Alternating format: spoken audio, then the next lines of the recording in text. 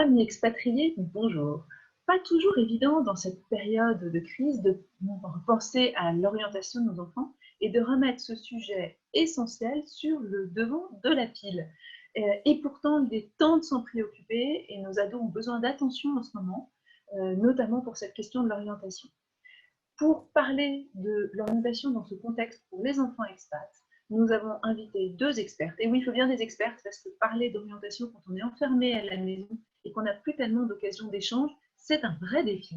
Et donc, heureusement, nous avons pour nous éclairer à ce sujet Sixtine Gontier, qui est coach expatrié et spécialiste de l'orientation des enfants expatriés, qui a même écrit des livres sur le sujet, et Clotilde Boyer, ancienne expatriée aussi, coach également, et experte de l'orientation des adolescents de même. Alors, mesdames, bonjour. Bonjour Alix. Alex. Je suis ravie de vous accueillir pour ce nouveau webinaire. Et alors, si jamais on veut parler orientation en ce moment, mesdames, par où on commence? Alors oui, par où commencer? C'est vrai que ce n'est pas évident parce que l'orientation, comme vous le savez, c'est un vrai challenge. Elle suscite plein de questions chez les jeunes comme chez les parents et surtout chez les expats. Il y a les lycéens qui n'ont aucune idée de ce qu'ils veulent faire, ceux qui hésitent entre deux voies ou encore ceux pour qui tout est tellement ouvert qu'ils savent du coup même plus quelle direction prendre. Et puis, il y a les parents qui aimeraient tant que leur enfant trouve enfin sa voie, ceux qui stressent un maximum parce qu'il y a du chômage ou qu'il y a un manque de débouchés, et ceux qui rêvent idéalement qu'ils fassent une brillante carrière comme eux, ou justement tout le contraire. Alors, dans ce tourbillon de questions, de préoccupations, sans compter évidemment la pression de l'entourage ou du système scolaire, et le contexte particulier de l'expatriation, cela génère parfois du stress, des doutes et du découragement, et c'est complètement normal. Cerise sur le gâteau, quand la situation sanitaire s'en mêle, avec une promiscuité qui peut un peu attiser des frottements de personnalité, avec un changement de rythme de travail et des incertitudes sur les examens ou les admissions, qui peuvent donc déstabiliser, des échéances qui approchent malgré tout, l'orientation peut vite devenir un bras de fer tendu entre jeunes et parents. Pour autant, il se trouve que cette restriction de liberté d'aller et venir qui nous est imposée peut à contrario être assez libératrice pour certains. Et oui, cette période de confinement qui laisse davantage de place au temps libre et aux échanges est à l'origine de plus de créativité et source d'émergence de talents insoupçonnés. Peut-être que vous l'avez déjà observé. Alors, par ce webinaire, nous avons envie de vous inviter à profiter de ce temps un peu particulier pour, dans un premier temps, observer et analyser la manière dont vous considérez vos jeunes et vivez leur future orientation professionnelle. Et dans un second temps, vous essayez à porter un autre regard sur eux. Alors, pareil pour changer de point de vue? Alors, voilà qui fait rêver, Clotilde. Tout à coup, on se dit que le confinement, au lieu d'être un obstacle, parce que moi, c'est vraiment ce que j'avais vu, les enfants ou les jeunes enfermés à la maison, plus de contact sur l'extérieur, ça va être difficile. Et alors là, vous arrivez, et j'avais dit que j'invitais des experts, et en 2 minutes, vous nous dites, youpi, en fait, cette période peut être une opportunité. Alors là, quand même, je demande à voir, Sixtine, est-ce que tu as des exemples à nous donner de jeunes pour qui le confinement est de façon sérieuse, pour qui le confinement est une opportunité pour leur orientation? Bah oui, Alix, on a quelques exemples assez marquants de parents qui ont, pendant cette période un peu particulière, vu se révéler leurs enfants autrement. Donc, la maman de Cyprien, par exemple, à Singapour, me confiait que le confinement lui a permis de découvrir une facette de son fils, 15 ans, un élève assez peu intéressé par ce qui se passe en cours et qui s'épanouit dans le confinement. Alors, il s'est découvert une passion pour la couture, il écrit des chansons de rap, etc. La maman de Tiffen, à Los Angeles, 17 ans, découvre chez sa fille une passion pour le dessin. Elle passe des heures, un temps libre qu'elle n'avait pas avant, à dessiner au crayon de bois les yeux, des visages, des monuments en noir et blanc. Sa maman est très impressionnée par ses talents en dessin qu'elle ne soupçonnait pas du tout. Maya, 19 ans, alors là c'est une jeune au Mexique avec qui j'ai travaillé, qui entre deux essais à rédiger pour sa licence est toute heureuse de profiter de davantage de temps libre pour s'entraîner à la photographie dans le jardin ou alors confectionner des pyjamas pour sa sœur ou se lancer des défis en pâtisserie par exemple. Donc Bref, elle a pris du temps, enfin, elle a utilisé ce temps libre qu'elle avait pendant ce confinement, eh ben, pour créer. Pour elle, c'était vraiment une opportunité pour créer de nouvelles choses et s'essayer à de nouvelles activités. Voilà, tout ça, c'est des petites pépites, c'est des petits émerveillements que les parents et les jeunes nous ont confiés pendant cette période de confinement. Et puis, bah, ça va être le cas de nombreux jeunes et je suis sûre que vous, parents, vous avez eu l'opportunité et l'occasion de découvrir de nouveaux talents chez vos jeunes, des talents que vous n'aviez pas soupçonnés jusqu'à présent. Et c'est cette période de confinement qui leur a donné le temps, l'énergie aussi, peut-être la curiosité de découvrir quelque chose d'autre. Mais alors, ça peut faire un peu peur aussi, parce qu'on est parti jusqu'au confinement, on avait construit quelque chose de bien sérieux avec nos enfants. On peut dire à la fois c'est super de voir ce talent émerger qui souvent, enfin oui, j'ai entendu beaucoup de choses très surprenantes, et en même temps, est-ce vraiment sérieux en fait? C'est ça la question de parents, pas grognons, mais responsables et avisés. Bah, oui, alors effectivement, après, il va falloir voir en période de déconfinement ce que ça va donner. Peut-être qu'effectivement, la jeune Tiffaine ne va pas devenir une pro en dessin et la jeune Maya ne va peut-être pas devenir pâtissière. Mais en tout cas, il y a eu des petites émergences, des petites pousses, un petit peu des petits bourgeons de quelque chose. Voilà. Et puis, effectivement, nous, en tant que parents, eh ben, on se rend compte que bah, il y a on a parfois des freins et des obstacles à voir ces pépites émerger. Voilà, on a essayé avec Clotilde de faire une petite liste de tous nos freins et nos obstacles pour reconnaître les talents chez nos enfants. Donc voilà, dans cette liste, toute similitude avec vos ados est totalement fortuite. Alors, je vais commencer par un premier frein qui pourrait être bien présent, c'est potentiellement nos difficultés relationnelles. Nos difficultés relationnelles avec nos jeunes qui peuvent nous empêcher de communiquer et de vraiment connaître et même de s'émerveiller et de connaître notre ado qui vit chez nous. Un deuxième frein, ça va être parce que on peut avoir pris l'habitude d'étiqueter nos enfants et que nous avons du mal à voir qu'il a peut-être changé, que ce n'est plus cet enfant qui avait 10 ans ou 12 ans, qui était maladroit ou on disait de lui qu'il est de toute façon motivé par rien, qu'il n'a jamais eu de passion, jamais de centre d'intérêt, ou alors que ces centres d'intérêt ne sont pas vraiment alignés avec les nôtres. Donc ça peut nous bloquer un petit peu. Toi, t'es le matheux. Exactement. Toi, tu es le matheux de la famille. Voilà. Ça me fait penser même à mon fils. J'ai toujours dit, voilà, il- il grimpe comme un singe absolument partout, mais un jour, il va se passer un truc. Voilà. Donc, c'est un peu… on projette, en fait, on donne des étiquettes et on met… ça peut être un frein. Un autre frein, ça va être notre manque de disponibilité. On est trop pris par nos boulots, on est trop pris par nos autres enfants, nos différentes activités, nos différentes préoccupations, nos autres centres d'intérêt. Un autre frein va être peut-être ces résultats scolaires difficiles où on va se focaliser là-dessus. On peut avoir tendance à dire, voilà, il n'y met pas du sien, il n'a pas l'air d'être préoccupé par son avenir. On a l'impression qu'il n'y a que nous, les parents, qui nous sentons concernés. Un autre frein, ça peut être aussi son profil un petit peu atypique, qui peut déstabiliser.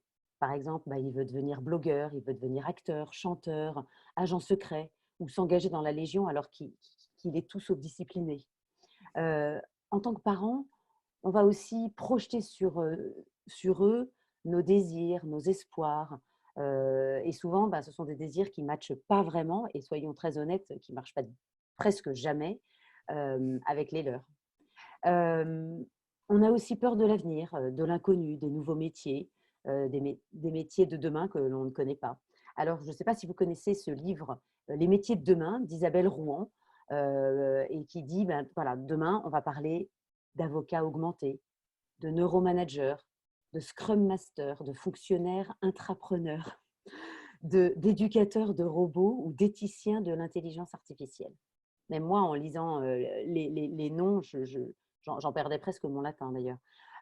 L'inconnu fait peur, c'est bien connu.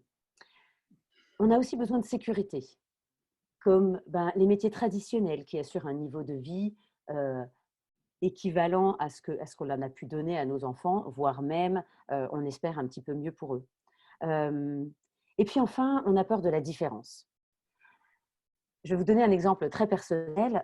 Mon fils fait anthropologie linguistique à l'université de Santa Barbara, alors que tous ses copains font des études de médecine, d'ingénieur, de commerce, ils font du droit, enfin bon, des études un petit peu plus classiques. Et on me demande toujours, il va faire quoi ton fils avec un bachelor en anthropologie linguistique?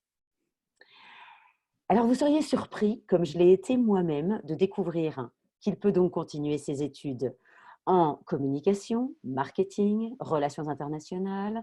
Il peut également continuer en sciences sociales ou sciences politiques. Il peut même faire médecine. Aux États-Unis, il y a 2 voies pour faire médecine, biologie ou anthropologie. Il pourrait travailler dans l'intelligence artificielle et toutes les grosses compagnies embauchent des anthropologues pour ajuster leurs produits aux besoins du marché local. Bref, ce sont toutes des peurs légitimes, mais on a tendance à se poser la question, et on peut se poser la question de savoir si elles sont réelles ou fantasmées. Alors là, mesdames, ça va plus du tout. Moi, je vous invitais pour que vous nous expliquiez ce qu'il fallait que nos enfants fassent pour parler d'orientation. Et alors là, tout à coup, je découvre que le frein, si ça se trouve, ne vient pas de mon enfant, mais de moi en tant que parent. Et je comprends beaucoup mieux le titre que vous aviez proposé pour ce webinaire, qui est changer de regard. Je commence à me mettre en mouvement, mais ça n'est pas que très agréable. Vous avez d'autres bonnes nouvelles à me donner sur mon rôle de parent? Allez-y tout de suite. Hein. Oui, on va commencer par les mauvaises nouvelles, c'est toujours bien, et puis ensuite on finira par les bonnes. Ne vous inquiétez pas, il y en a beaucoup de très bonnes également. Donc on a des freins intérieurs, nous en tant que parents, et puis voilà, dans notre système, dans notre famille. Et puis il y a aussi un petit peu des obstacles extérieurs qui ajoutent un petit peu à la complexité. Par exemple, il y a la pression de l'orientation par le système scolaire. Par exemple, certains établissements ont intérêt pour leur recrutement futur à avoir tant de mentions au bac, tant d'élèves qui intègrent telles grandes écoles, et vont pour ce faire avoir plutôt tendance à orienter leurs élèves vers des formations sélectives. C'est la pression du système académique où il faut choisir ses spécialités dès la fin de la seconde, ce qui peut donner un sentiment d'urgence à choisir son orientation. Il y a également la pression de l'entourage qui demande régulièrement « Qu'est-ce que tu vas faire plus tard ?» Ou la pression des parents, parfois très diplômés, qui font de belles carrières à l'international, qui ont un réseau très étendu. Quand ils sont passés de pays en pays, ils ont beaucoup un gros réseau qui peut parfois mettre la pression sur le jeune pour faire aussi bien que ses parents et pour ne pas décevoir. Il y a la pression sociale. Chez nous, dans les écoles de mes enfants à côté de San Francisco, on appelle la peer pressure. C'est parce que tout le monde veut aller dans tel genre d'école pour faire telle formation et cela va devenir la norme. Même si au fond de nous, on se dit que ce n'est pas tout à fait fait pour nos enfants. Et on finit par ne plus s'écouter soi-même. On finit par cette petite intuition qui nous dit on finit par pas vraiment l'écouter. J'ai eu cet exemple d'une maman, enfin d'un jeune que j'accompagnais dans la Silicon Valley, un Français qui me disait, la maman me disait, en fait, tous les amis de mes enfants prennent des classes, on parle de classes APs, donc de classes de niveau universitaire, alors que son jeune était en high school, donc niveau lycée. Que tous les amis prenaient aussi des classes l'été, donc summer school, pour faire le programme de l'année prochaine pour être en avance. Et qu'elle, elle rentre en France tous les étés pour les 2 mois de vacances, lorsqu'elle a décidé de retirer ses enfants des cours particuliers de mathématiques qu'elle prenait pendant l'année, le professeur l'a vraiment regardée bizarrement et elle avait l'impression qu'elle hypothéquait l'avenir de ses enfants. en retirant ses enfants du cours de maths et que le jeune allait partir 2 mois, mais qu'est-ce qu'il allait faire pendant 2 mois en vacances? Alors qu'elle, elle était quand même convaincue que aller voir les cousins, aller voir la famille, aller voir les amis qu'il avait laissés plus jeunes, qui s'étaient fait plus jeunes à l'école et qu'il voulait continuer à voir, éventuellement visiter un petit château de la Loire ou aller voir une petite expo en France, histoire de maintenir un petit peu la culture française. Elle était persuadée que c'était bien pour son enfant. Mais elle se mettait à douter. Elle se disait, bon, si ça se trouve, c'est moi, si ça se trouve, c'est eux qui ont raison, je ne sais pas comment faire, etc. Donc, on a cette pression sociale de l'environnement qui fait qu'on ne sait plus trop ce qui est bien pour nous. Et puis, il y a la pression du marché, de l'économie, de la concurrence, comme le disait Clotilde en introduction, puis la pression du chômage. On est influencé, en fait, par notre cadre de référence qui limite notre champ de vision. Imaginons la famille Durand, avec 3 enfants de 8, 13 et 16 ans, en fonction du lieu où elle va vivre, à San Francisco, à New Delhi, à Dakar, à Dunkerque même, ou en faisant le tour du monde sac au dos, elle n'aura probablement pas les mêmes priorités. Elle ne verra probablement pas le monde de la même façon et n'aura sans doute pas les mêmes attentes pour demain. Pourtant, nous parlons bien de la même famille. Alors là, merci beaucoup. Je commence à comprendre pourquoi le confinement peut être bon pour l'orientation de certains enfants. Effectivement, autant au début, je me disais, dans les freins que tu as évoqués, j'en vois comme la pression, que les conflits, le regard, etc. dans lequel l'enfant peut être informé peut-être encore plus pendant cette période. Mais alors là, quand je vois toutes ces pressions dont tu parles, effectivement, là, tout à coup, les choses s'éclairent et je vois bien pourquoi est-ce que tout à coup, j'ai reçu des dessins extraordinaires d'adolescents dont on ne connaissait pas ce talent, qui étaient peut-être tout simplement libérés de toutes ces pressions. Mais c'est peut-être ça, Clotilde, que tu peux nous développer si tu nous parles plus des aspects, j'espère qu'il y en a, plus positifs de ces regards, de ce qui va être un levier pour l'orientation de nos enfants. Oui, absolument. Et évidemment, on n'a pas que des freins et des obstacles extérieurs. On a aussi une multitude de solutions. Il n'y a pas de solution unique puisqu'il y a autant de parents, autant d'enfants, autant de contextes et au moins autant de solutions. Ce qui est sûr, c'est que nous ne sommes pas des parents parfaits, et heureusement. Et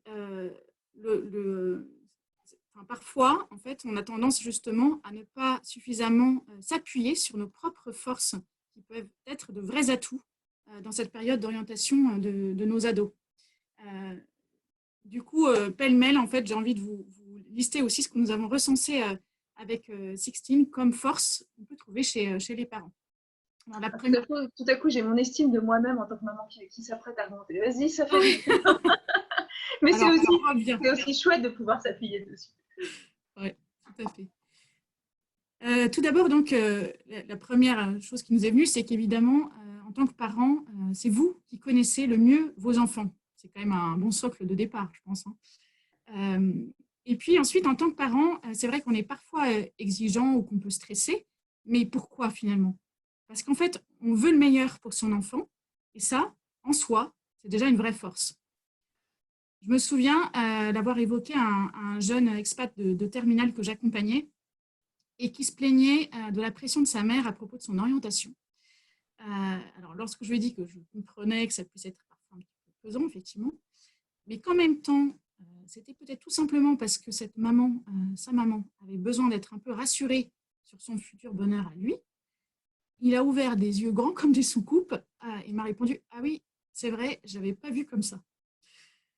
Troisième force, vous avez, chers parents, un recul et une maturité que votre enfant n'a pas, ou en tout cas pas forcément encore.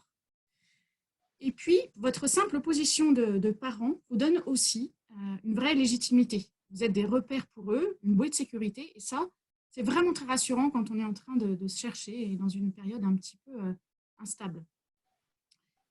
Cinquième force, votre propre expérience de vie personnelle et professionnelle, qui est précieuse pour vous, bien sûr, déjà, mais aussi à partager avec vos enfants. Donc, j'imagine que vous le faites, mais n'hésitez pas à évoquer vos succès, vos joies avec vos enfants, mais aussi vos erreurs ou vos changements de parcours, dans une certaine mesure, bien sûr.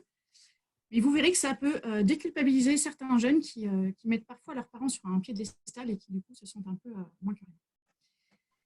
Alors, d'autre part, je ne sais pas si ça vous est déjà arrivé, mais on peut admirer parfois chez certains parents une force de caractère assez exemplaire quand ils prennent, par exemple, une décision difficile qui va à l'encontre de leurs propres besoins de sécurité, simplement parce qu'ils sont convaincus que cette décision sera formatrice et bénéfique pour leur ado.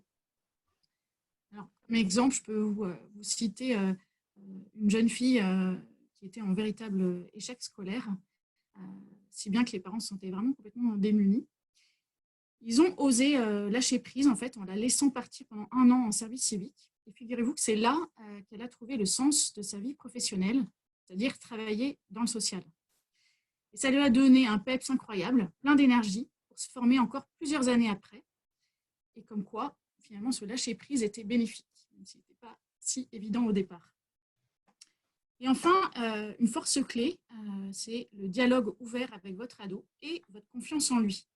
Donc, tant qu'il n'y a pas de tabou, qu'il se sent écouté, qu'il est entendu dans ses doutes, ses peurs ou ses refus même, et qu'il ressent que vous lui faites confiance, c'est gagné et c'est libérant pour lui. Alors, Wonder Parent, je suis sûre que vous pouvez cocher au moins 5 de ces forces et en ajouter au moins deux autres chacun. Écoute, en tout cas, c'est sûr que ça va mieux. Et qu'en même temps, le fait d'avoir entendu les freins tout à l'heure et de mettre en face les faiblesses, c'est intéressant parce qu'on voit bien que rien n'est simple et que quelque chose qui est un frein à un moment peut être une faiblesse et qu'on commence à avoir un jeu de levier entre appuyer à un certain moment, lâcher prise à d'autres, où on voit bien qu'être parent, merci beaucoup de nous rappeler qu'on a des forces, mais c'est quand même un art qu'il va falloir doser entre ces différents points avec subtilité. Et si on ne le fait pas, on va bloquer la machine. Est-ce que tu as d'autres bonnes nouvelles à nous annoncer, Clotilde?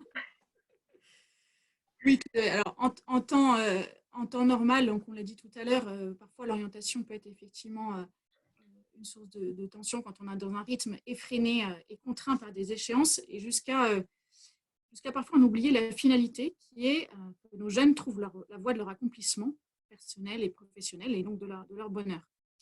Et du coup, pourquoi est-ce qu'on vous invite à changer de regard, justement, à porter un autre regard sur vos jeunes et sur l'orientation? C'est parce que cette période, en l'occurrence de confinement, mais vous pourrez le vivre à d'autres moments ou le créer, hein, en fait,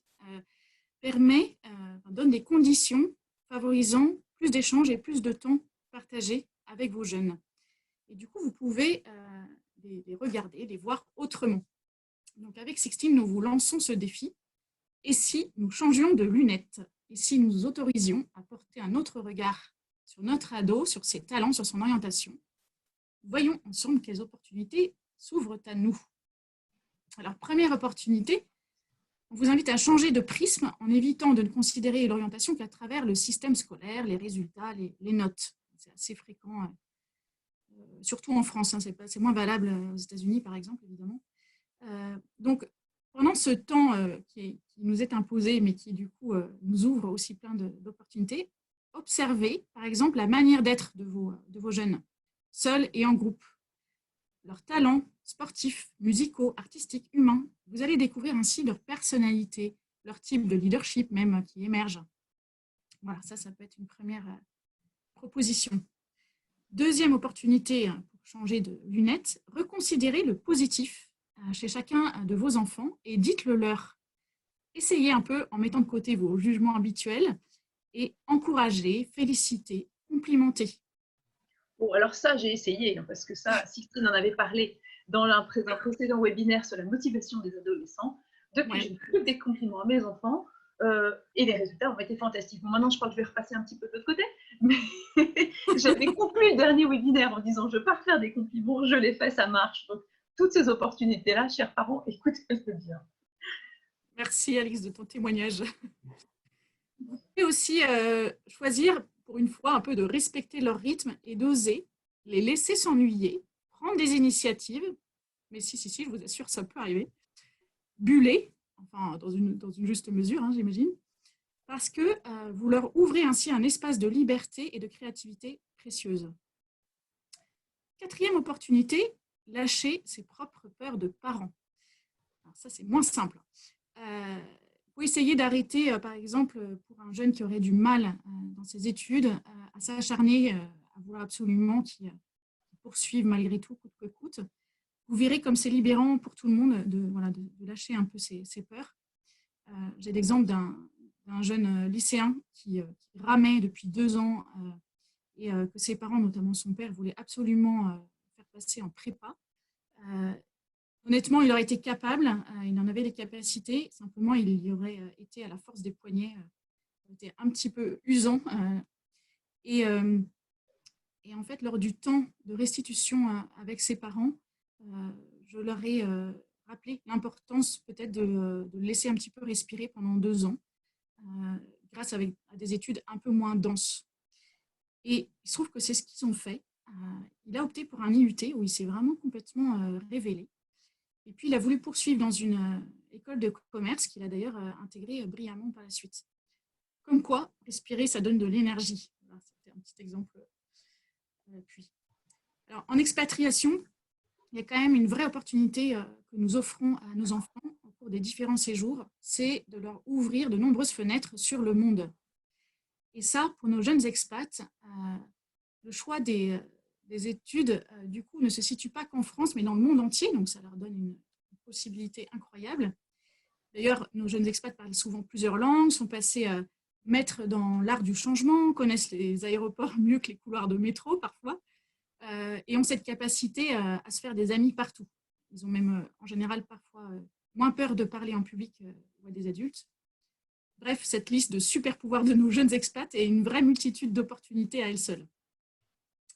Voilà, 6e opportunité, miser sur le fait qu'avec toute l'étendue des métiers qui émergent, on en a parlé tout à l'heure, avec le livre dont vous parlez, Sixtine, toutes les perspectives, les formations qui évoluent et les perspectives professionnelles, du coup, sont vraiment énormes. Donc, pas de crainte, chacun peut s'y retrouver.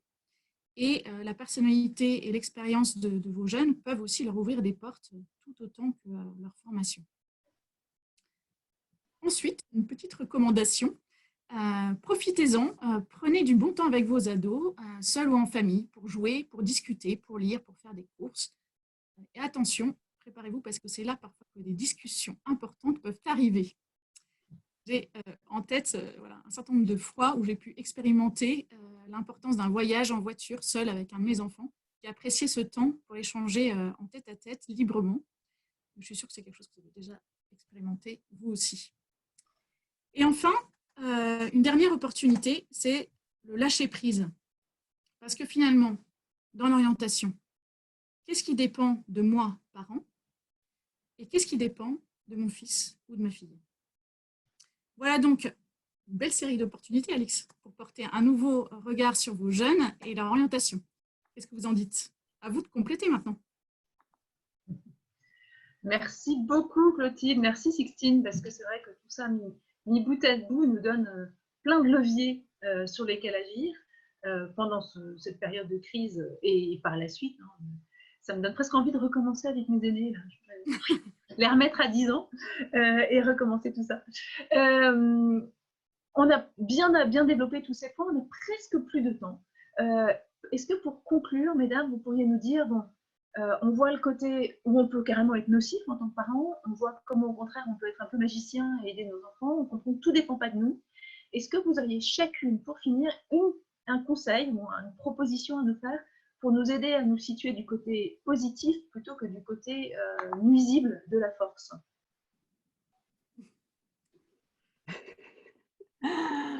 Alors en fait, enfin, voilà, nous, quand on a préparé un petit peu cette vidéo, on s'est rendu compte qu'on avait utilisé cet outil, le SWOT, que beaucoup connaissaient. Donc voilà, c'est un petit outil pour vous aider à faire un petit peu le point, à mettre un petit peu dans les cases voilà, cet outil, c'est un outil qu'on utilise beaucoup en accompagnement, que ce soit avec les jeunes ou même donc en coaching d'orientation ou même que ce soit en coaching avec les adultes en transition de carrière. C'est vraiment un outil, ça va vous aider à faire le point et à évaluer un petit peu voilà, vos forces, vos freins. Donc, comme Clotilde le disait tout à l'heure, n'hésitez pas à rajouter les vôtres. Et à le compléter et à le personnaliser, à vous en imprégner et puis à le faire vraiment, vraiment vôtre. Donc, vraiment, l'idée, c'est de se saisir d'une opportunité en s'appuyant sur une force pour surmonter un frein et dépasser un obstacle, quand vous voyez le diagramme du SWOT. Donc ça, c'est ta proposition, Sixtine, je remonte. Hein, Oui. c'est utiliser cette matrice que vous nous présentez, dont on a l'habitude, mais qu'on a certains. Je ne sais pas qui parmi nous, parents, a eu l'idée de l'utiliser plus pour ses enfants que pour un plan marketing. Et ça fonctionne bien. Et un grand merci parce que je crois que ça peut aider beaucoup de parents déjà par eux-mêmes à avancer là-dessus. Clotilde, est-ce que tu aurais un autre conseil important à nous donner? J'ai en tête, c'est finalement s'il y avait 3 clés à retenir de votre rôle de parent, hein, qui est un rôle particulièrement essentiel dans cette période de l'orientation. C'est 1, croire en son jeune, en sa capacité à trouver une solution et à avancer par lui-même. Ça veut dire ne pas gérer à sa place, mais lui dire que vous avez confiance en lui et lui redonner le pouvoir. Vous allez voir, ça va lui donner des ailes. Deuxièmement, croire en vous, en votre rôle et intuition de parent, et savoir éventuellement, si nécessaire, déléguer à une tierce personne ce qui vous pèse ou qui vous dépasse. C'est ça, trouver sa juste place. Et troisième clé, eh bien, croire en l'avenir qui ouvre le champ des possibles. Voilà, bref, vous l'avez compris, il faut miser sur la confiance et vous aurez ainsi créé les conditions idéales pour permettre à vos jeunes de se révéler pleinement. Ça colle bien. Hein. Sixtine nous parle de SWOT, donc de stratégie. Toi, tu nous parles de confiance. Construire et lâcher prise. On est tout le temps avec vous sur les 2 pédales, frein, accélérateur. Et un peu de subtilité. Merci beaucoup. Sixtine, est-ce que tu voudrais conclure sur tout ce que vous nous avez apporté là? Alors, oui, avec plaisir. On parle beaucoup de la sortie de la crise. Ça y est, la France commence à déconfiner petit à petit. Nous, dans nos pays, ce n'est pas encore tout à fait le cas. Nous, c'est encore dans 3 semaines. Je précise que Sixtine est aux États-Unis. Hein, voilà. Donc, voilà, qu'allons-nous retirer de cette période de confinement? Est-ce que nous allons maintenir nos bonnes résolutions prises pendant cette crise? Je vous assure, je suis quasiment sûre qu'il y a eu des bonnes résolutions prises un peu dans toutes les familles. Donc, pour l'après-confinement, comme pour l'orientation, il y a beaucoup d'inconnus. Personne n'a de baguette magique, mais nous avons tous des tonnes de ressources, des forces, pas toujours exploitées, dans lesquelles on va pouvoir puiser pour contourner les obstacles et s'affranchir de nos freins. Donc, comme le disait Clotilde en introduction, il n'y a pas de recette miracle, malheureusement. Ce qui est bon pour vous n'est pas forcément ni pour votre meilleur ami, ni pour votre ado. Mais faites-vous confiance, suivez vos intuitions, car c'est vous qui connaissez le mieux vos enfants et vous avez toutes les clés en vous. Un grand merci, mesdames. Je veux dire que ça donne envie d'aller plus loin, forcément. C'est le but aussi, hein, soit dans la discussion avec nos enfants, en utilisant ces outils que vous nous avez proposés, soit en discutant avec vous ou avec d'autres coachs de la Coach Academy. Donc, bonne nouvelle, je vais vous redonner les coordonnées de Sixtine et de Clotilde si jamais vous voulez les joindre. Vous pouvez aussi les contacter par le site Femmes Expat, sur lequel il y a déjà pas mal d'articles de Sixtine notamment qui expliquent l'intérêt de l'orientation scolaire, d'un conseil en orientation scolaire, et vous y trouverez surtout toutes les modalités, les prix, la meilleure façon de procéder. Donc, n'hésitez pas. Si vous voulez aller plus loin sur d'autres sujets avec Expat Communication, les sites Femmes Expat et Expat Value, on a plein de cafés, de propositions, alors sur l'orientation et sur d'autres sujets. Donc, je vous montre ça rapidement. Vous avez des webinaires pour les parents la semaine prochaine sur les compétences des expats pour gérer la crise, sur les MOOC. Ça, c'est pour ceux qui voudraient travailler leur employabilité. Vous avez aussi des cafés pour, alors ça c'est vraiment d'actualité, il est presque plein, inscrivez-vous vite si jamais vous voulez partager avec nos coachs la question des retours et des vacances de cet été. Un café le 19 mai pour les expats entrepreneurs et un autre le 22 mai pour ceux qui seront de retour et on ne sait pas encore très bien dans quelles conditions. Voilà, donc plein de ressources, mais aussi des webinaires dont on va vous afficher les liens dans le fil de discussion avec Sixtine sur l'orientation et plein d'articles. Vous trouvez aussi les liens là dans dans le fil de discussion pour aller plus loin sur ces questions d'orientation et de éventuellement, si ça peut être utile pour vos ados, avancer avec nos super coachs d'orientation de la Coach Academy. Mesdames, merci beaucoup. Merci. À bientôt. Et voilà vos coordonnées. Au revoir, mesdames. Merci.